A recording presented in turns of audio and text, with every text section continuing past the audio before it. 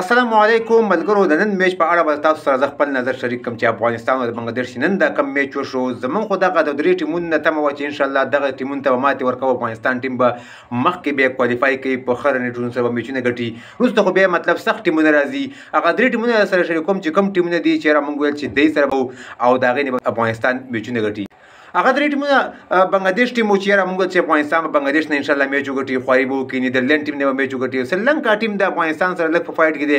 نننی میچ ته موږ ګورو او په نننی میچ باندې موږ نظر واچوو نو ډېر ون سایډ میچ شو. افغانستان خپل رن ریټ په دغه میچ باندې ډېر زیات خراب کو.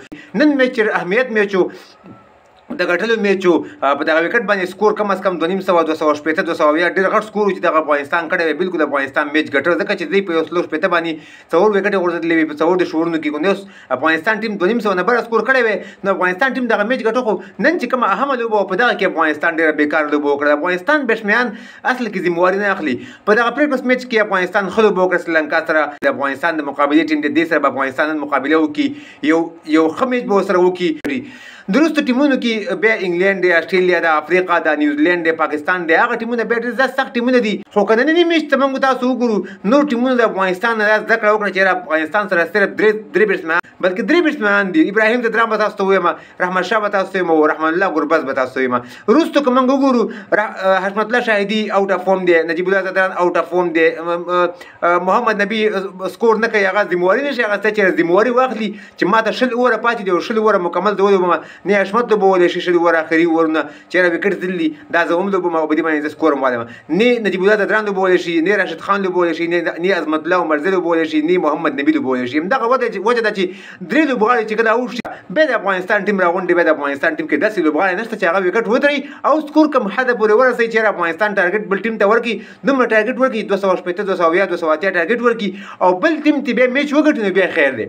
نو اوس 260 سکور باندې ته په دغه ورلډ کپ کې په دغه مهم میچ کې په دغه اولني میچ کې بنګلادیش چې د افغانستان سره په حساب کتاب باندې بالکل برابر دی. مطلب دا چې افغانستان تکړه دی نه بنګلادیش تکړه دی. یو شان ټیمونه دي خو افغانستان دغه میچ ګټل ډېر زیات ضروري. خو افغانستان په څه وجه باندې دغه میچ به سکور یې کم وکړه کنه.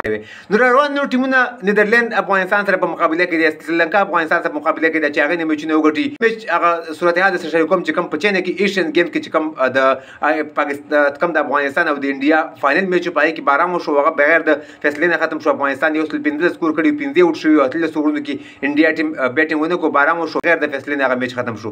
د ټول ذمواري واخلي چې ټول اخره پورې بیټینګ وکړي. نو دا زمونږ نظر د دغه ننني میچ په اړه باندې نیکسټ ټیم لپاره به دعاګانې کوو افغانستان ټیم لپاره چې ښه کم بیک وکړي. لکه نن ګوره تاسو ساوث افریقا وګورئ 130 سکور یې کړي دي په سریلانکا باندې. داسې بیټینګ پکار دی.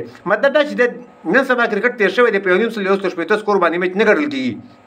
نو افغانستان ټیم په کار چې زیات سکور وکړي، ډېر سکور وکړي، کم از کم 280 290 300 پورې سکور په افغانستان خپل لیول ټیمونو باندې سکور وکړي. د ویډیو کتلو ډېره مننه او ویډیو نور ملګرو سره ضرور شیر کړئ. په دې وجه باندې شیر کړئ چې افغانستان ټیم کې کومې غلطۍ دي چې هغه غلطۍ دغه غلطۍ افغانستان د کرکټ ټیم نه وباسي. د ویډیو کتلو ډېره مننه. ویډیو د خپل ملګرو سره ضرور شیر کړئ. زموږ پیج ته سره فالو کړئ د کرکټ تازه معلوماتو لپاره. ښه وخت ته غواړم. د الله په امان.